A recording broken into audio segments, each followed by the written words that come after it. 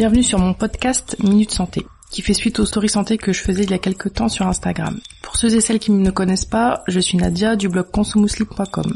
Je te souhaite la bienvenue sur ce podcast où on va essayer de décrypter différents sujets santé pour mieux comprendre les différentes maladies et ainsi mieux les prévenir. Car comme le dit l'adage, mieux vaut prévenir que guérir. Je suis contente de te retrouver dans ce 10e épisode du podcast déjà, où l'on va aborder une des complications du stress chronique, à savoir le burn-out, qui est appelé également syndrome d'épuisement professionnel. Mais avant ça, si tu souhaites soutenir le podcast, je t'invite à t'abonner pour ne manquer aucun épisode, à le noter, à le commenter et à partager autour de toi. Il aura ainsi une plus grande portée.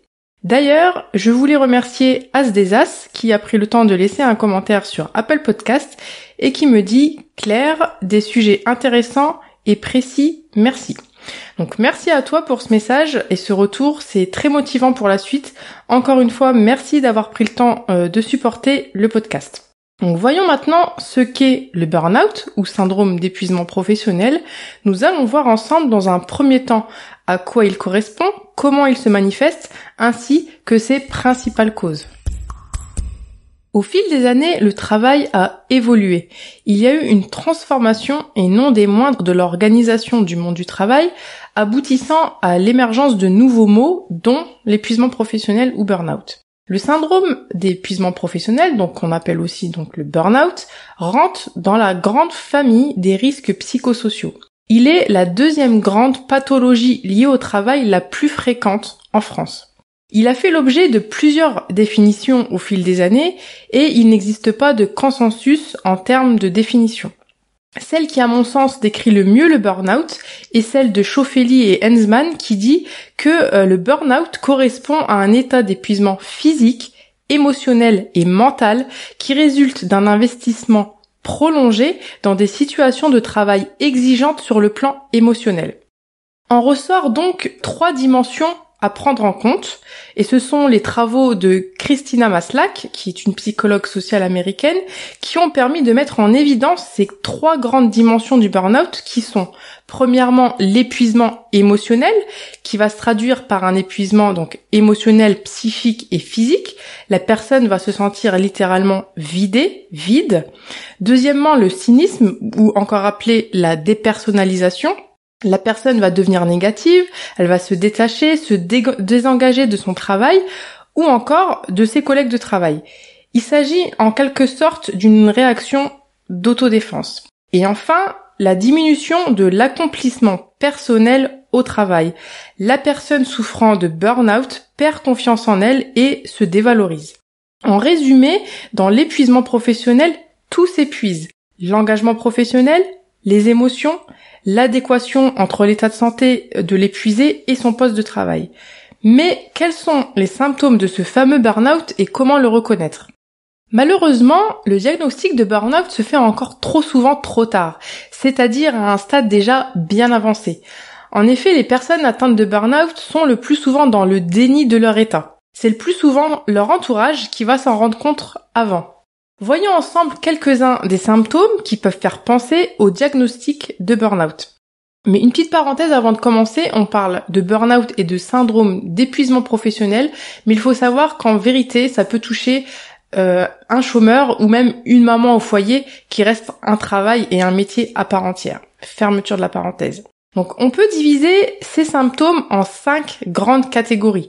Les manifestations émotionnelles, les manifestations physiques, les manifestations cognitives, les manifestations comportementales et les manifestations motivationnelles. Sur le plan émotionnel, on peut observer des angoisses, de l'anxiété, un sentiment de perte de contrôle, des tensions nerveuses, une tristesse qui a tendance à perdurer, une humeur dépressive, une démotivation, une irritabilité, une hypersensibilité ou au contraire une absence d'émotion ou une froideur inhabituelle. Les manifestations physiques, elles, sont assez fréquentes et elles sont à type de troubles du sommeil avec des difficultés d'endormissement et ou des réveils nocturnes, des cauchemars, etc. S'installe une fatigue chronique, des troubles qu'on appelle musculo-squelettiques avec des douleurs musculaires, articulaires ou encore tendineuses, Des variations de poids sont possibles et dans les deux sens, des maux de tête et ou des migraines, des troubles digestifs avec parfois des nausées ou encore des vomissements.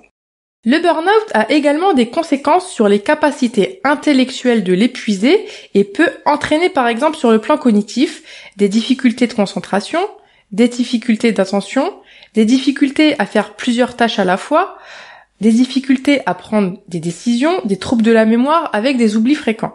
Sur le plan comportemental, les personnes atteintes de burn-out vont avoir tendance à se replier sur elles-mêmes, à s'isoler. Elles peuvent également devenir agressives, que cela soit envers elles-mêmes ou envers les autres, ce qui va rendre ces relations avec les autres, quand elles existent encore, parfois compliquées. On peut également observer un désintérêt envers les autres. Ces personnes qui sont d'habitude très empathiques arrivent à un point où elles en deviennent presque insensibles et ou intolérantes aux problèmes des autres. Et enfin, on peut voir apparaître ou réapparaître des conduites addictives, à type de tabagisme, le cannabis, l'alcool, les tranquillisants, le sucre, etc., etc. Sur le plan motivationnel, on va être clairement en face de personnes démotivées, qui manquent d'entrain, qui vont se désengager progressivement de leur travail, ne plus se sentir en phase avec les valeurs de leur entreprise ou de leur profession, et ou avoir tendance à se dévaloriser et perdre confiance en elles. Les symptômes du burn-out ne sont pas spécifiques, c'est-à-dire qu'on peut retrouver ce type de symptômes dans d'autres pathologies psychologiques. Attention de ne pas le confondre avec la dépression classique et avec ce qu'on appelle le workaholisme ou l'addiction au travail. Ce qui permet de distinguer dépression et burn-out est que le burn-out s'exprime en premier lieu dans la sphère professionnelle et pourra secondairement avoir des conséquences sur les autres sphères, s'étendre aux autres sphères s'il n'est pas diagnostiqué et soigné à temps. Et la dépression, elle s'exprime dans toutes les sphères dès le départ et nécessite donc dès le départ une prise en charge plus globale.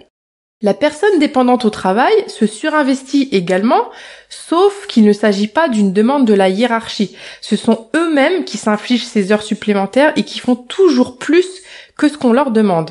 Les causes sont différentes, mais peuvent aboutir à la même conséquence, c'est-à-dire l'épuisement. Maintenant que nous avons vu ce qu'est le burn-out et quels sont ses principaux symptômes, voyons ensemble les principaux facteurs qui entrent dans sa genèse. Le burn-out a des origines plurifactorielles. Différentes causes s'imbriquent entre elles et font que l'on observe de nos jours de plus en plus de burn-out. Ces causes vont être le contexte socio-économique, des déterminants individuels et des déterminants organisationnels dus au travail. Le phénomène de burn-out a émergé dans les années 70 aux États-Unis. Il s'inscrivait dans un contexte socio-économique bien particulier. Ces dernières années, le monde du travail a beaucoup changé, pour ne pas dire muté. Le management des individus a changé et devient de plus en plus individualiste, égocentrique, narcissique au détriment du collectif. Le monde du travail s'est précarisé, le sentiment d'appartenance à son entreprise devient presque inexistant.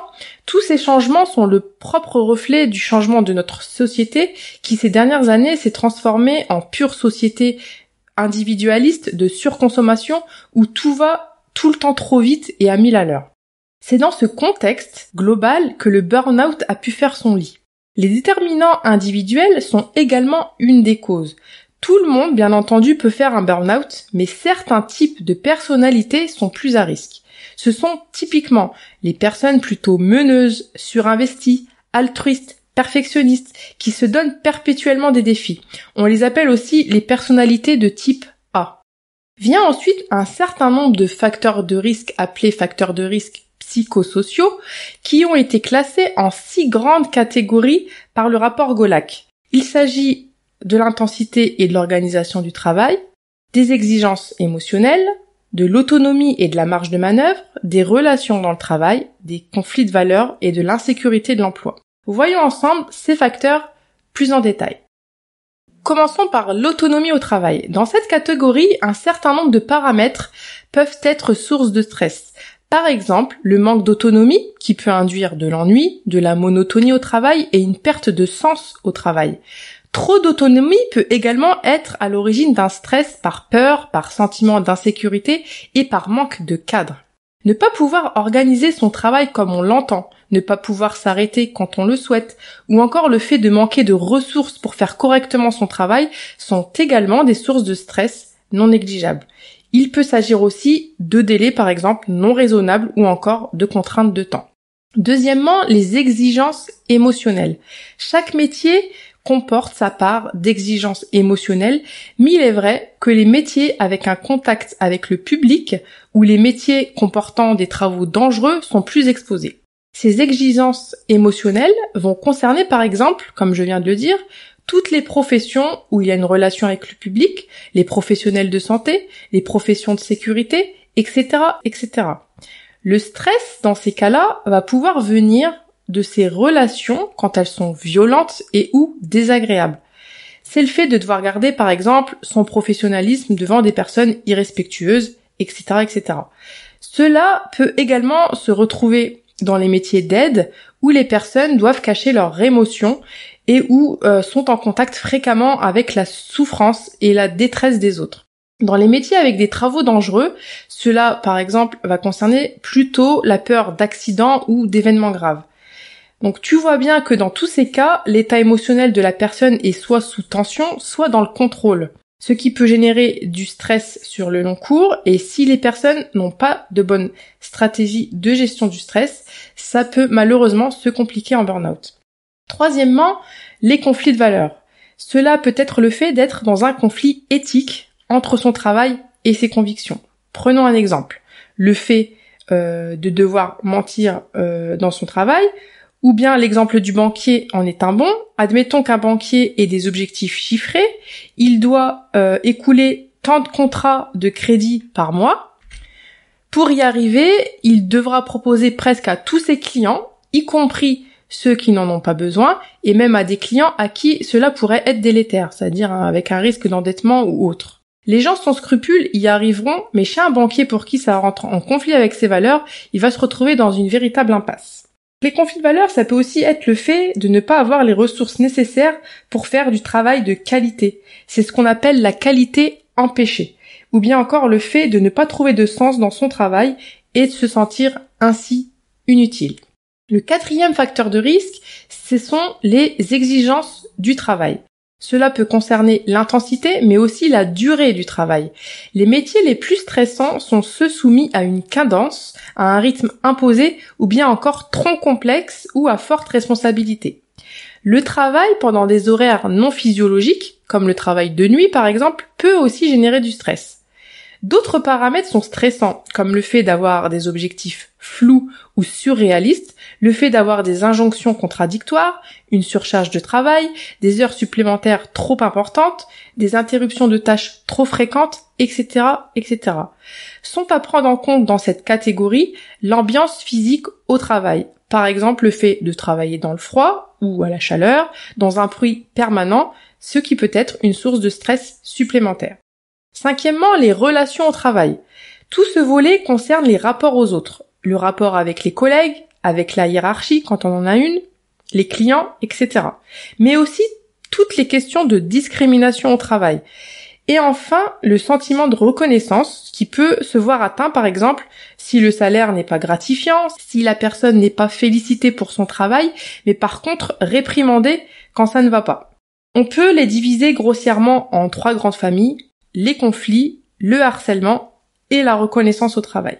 Ensuite, nous avons comme facteur de risque l'insécurité du travail. Cette catégorie concerne le travail en lui-même, donc un travail précaire, le fait de ne pas avoir de possibilité d'évoluer, un changement d'organisation, etc., etc.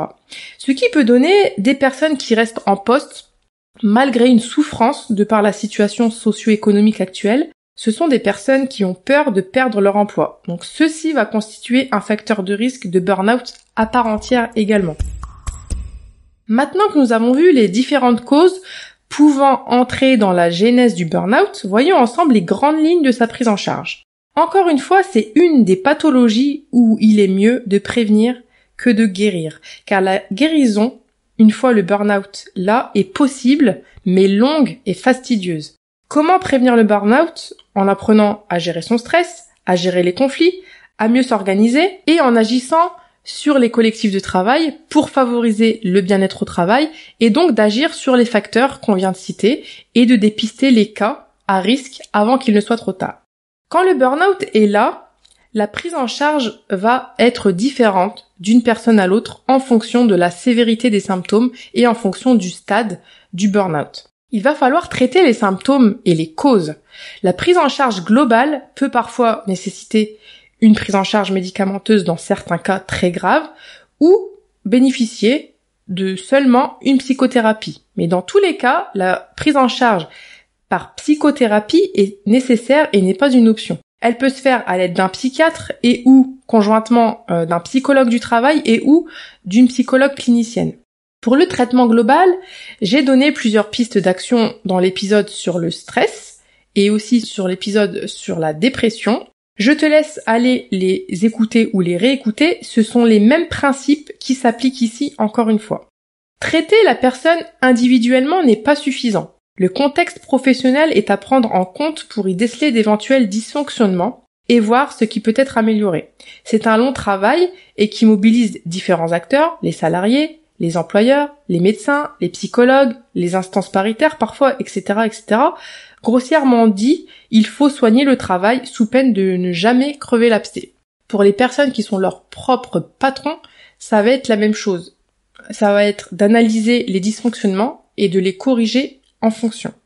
Si on devait résumer la prise en charge du burn-out en 4 grands axes, on pourrait dire qu'il consiste à se reposer, puis à se reconstruire à l'aide d'un soutien psychologique de qualité, puis de prendre le temps de la réflexion une fois l'humeur stabilisée et de se poser la question si l'envie de travailler revient.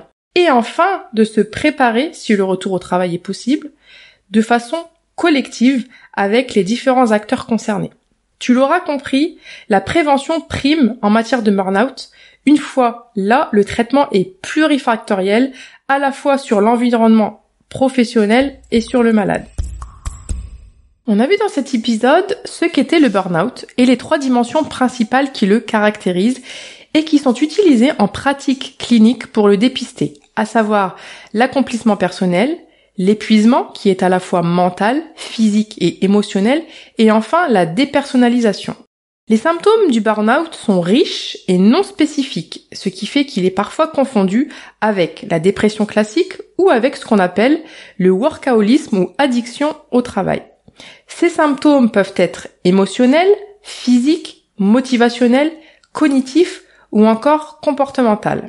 On a abordé les différents facteurs qui entrent dans sa genèse, à savoir le contexte socio-économique, les déterminants individuels et les facteurs de risque psychosociaux qui sont l'intensité et l'organisation du travail, les exigences émotionnelles, l'autonomie et la marge de manœuvre, les relations dans le travail, les conflits de valeurs et l'insécurité de l'emploi. Une fois installée, la personne concernée devra passer par 4 étapes successives. Le repos, la reconstruction grâce à la psychothérapie, la réflexion et le retour de l'envie d'aller travailler et enfin la possibilité de retour au travail qui se prépare collectivement. Son traitement est difficile, ainsi la prévention prime. Sa prévention passe entre autres par une bonne gestion du stress. En effet, un stress chronique, mal géré ou non géré peut se compliquer d'un burn-out. Si tu souhaites être aidé dans cela, sache que je sors un programme en ligne anti-stress où tu seras guidé étape par étape dans toutes les sphères de ta vie, à savoir dans ton hygiène de vie, ta spiritualité et dans ta gestion du temps, à introduire les actions nécessaires à une meilleure gestion du stress. Il sera disponible la semaine prochaine. En attendant la sortie du programme, un concours sur mon compte Instagram ConsoMuslim sera lancé aujourd'hui, donc dimanche 1er novembre, en début d'après-midi. Alors je te donne rendez-vous plus tard sur Instagram si tu souhaites remporter ce programme anti-stress en ligne. On arrive à la fin de ce 10e épisode. J'espère qu'il t'aura plu, qu'il t'aura aidé à mieux comprendre le burn-out et surtout qu'il t'a été utile. Si tu l'apprécies, n'hésite pas à me laisser une note et ou un commentaire et surtout à t'abonner pour ne manquer aucun épisode. Je te dis à bientôt pour le prochain épisode.